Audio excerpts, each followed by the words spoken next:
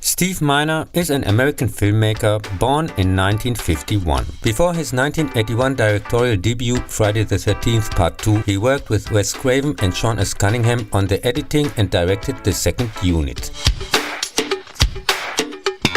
Besides its regular projects and several TV movies, to be more precise, failed pilot episodes that were never picked up as a series, of which apparently not even a photo exists anymore, he mainly shoots episodes for TV series. For his Friday the 13th movies, House, Warlock, Halloween Age 20, The Day of the Dead remake and Lake Placid, see the retrospectives. I'm going down to Alphabet Street, I'm gonna crown first girl that I meet, I'm gonna talk so sexy.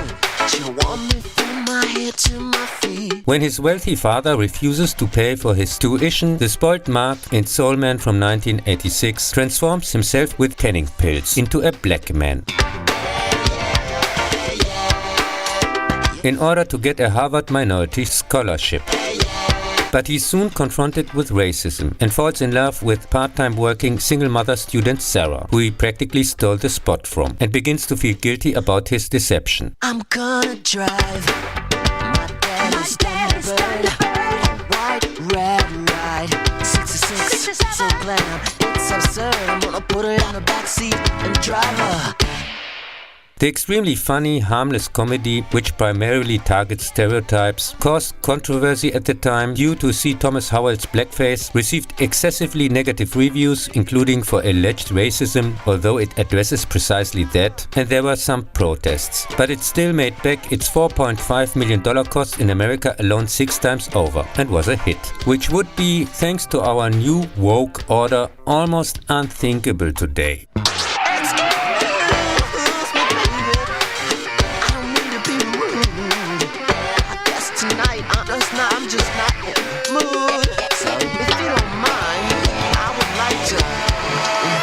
Watch.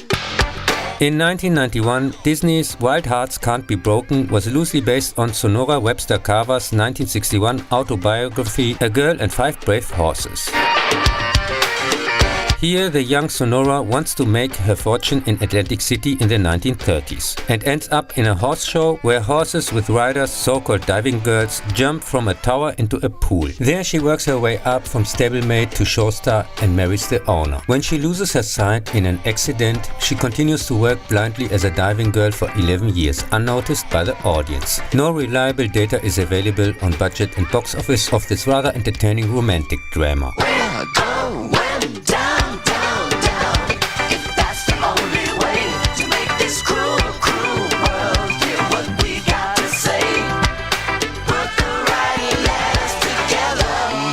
Better day. A year later, in 1939, test pilot Daniel in the fantasy time travel drama Forever Young allows himself to be frozen for a year in a top-secret experiment by scientist friend Harry, because his girlfriend has been in a coma for 6 months after an accident and has already been written off by the doctors. When Harry himself has a fatal accident, his capsule gets misplaced in some warehouse and, while playing, unknowingly opened 53 years later by Ned and his friend. At the Air Force Base, no one believes him, and Daniel finds shelter secretly at first with Ned, whom he befriends, and his single mother Claire, whom he rescues from her ex-boyfriend. Ned helps him find people who know about his past, and he learns that Helen is still alive, but also that he ages by the amount of time he was frozen in a matter of days. Warner Brothers bought the film rights to the rest of Daniel for $2 million, the highest sum ever paid for a screenplay back then, whose implausible ending seems a little bit rushed. Nevertheless, the extremely watchable, very well cast, cutely naive Mel Gibson romantic vehicle whose company produced it received rather mediocre reviews, but at cost of $20 million grossed $127 million worldwide and was a commercial success. In 1994, the comedy My Father the Hero is about 14-year-old Nicole who goes on vacation to the Bahamas with her father André from Paris, who rarely sees her as the divorced mother lives with her in New York. She falls in love with 17-year-old Ben and invents crazier-getting stories to make herself more interesting, such as that André is in reality her lover, terminally ill, fought in the 100 Years' War, and so on. Who doesn't suspect anything at first, which of course leads to a series of misunderstandings and misguided confrontations, but when he finds out, he reluctantly plays along so that she has enough time to tell Ben the truth.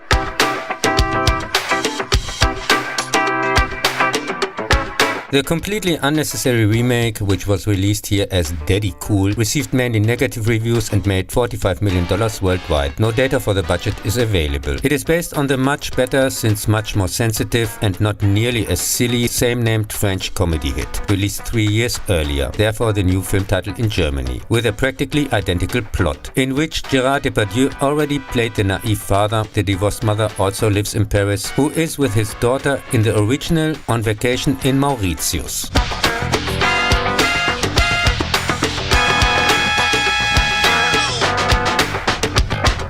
In the 1996 comedy Big Bully, the unsuccessful author David Leary moves with his son back to the place of his youth to work as a teacher at his old school. There he is shocked to discover that his old tormentor Bigger also works there. Bigger used to bully him as a child, but he took revenge the day he left by reporting his moonrock theft, and therefore unknowingly ruined his life. Soon incidents of vicious pranks being played on Leary begin to pile up, and their old game reignites.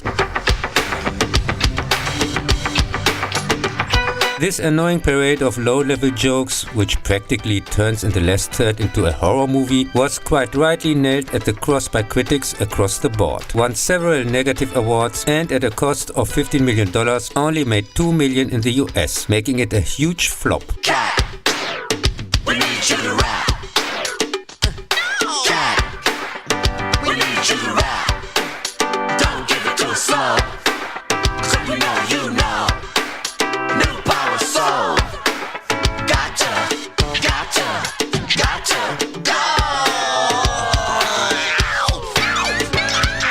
Texas Rangers from 2001 was an even bigger disaster. In 1875, 10 years after the American Civil War, the government deploys the Texas Rangers under the terminally ill ex-preacher Leander McNally as a new police force to pacify the south of the country. He hastily recruits a mostly young and inexperienced squad of 30 men, including George Durham, on whose 1962 memoir Taming the Nuisance Strip it's loosely based, to take action against John Kingfisher and his gang, who are terrorizing the country. The seemingly hopeless battle, they are ambushed and lose almost half their men, is further complicated by disagreements within the squad and differing legal opinions.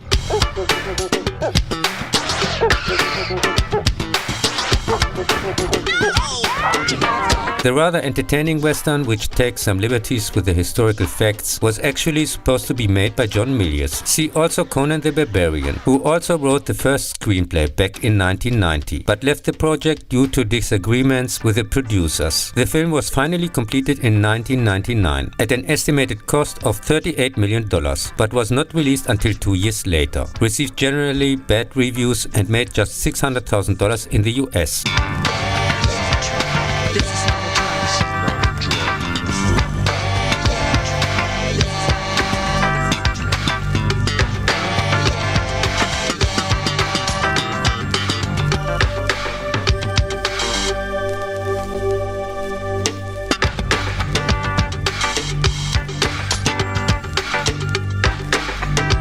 In 2008, Steve Miner's last huge flop, Private Valentine, Blonde and Dangerous. In the same year, his Day of the Dead remake Abomination came out, which was also inconspicuously dumped in the US direct-to-DVD, ended for the time being his cinema career. In this unbearable military clown show, movie star Megan Valentine suddenly finds herself broke and humiliated in public. She gets drunk into a car accident and signs up for the US Army in the hope that this will change her life. The spoiled actress soon comes into conflict with her strict drill sergeants and the harsh army discipline, which, according to the official synopsis, leads to many funny situations. But certainly not for those who have to watch it.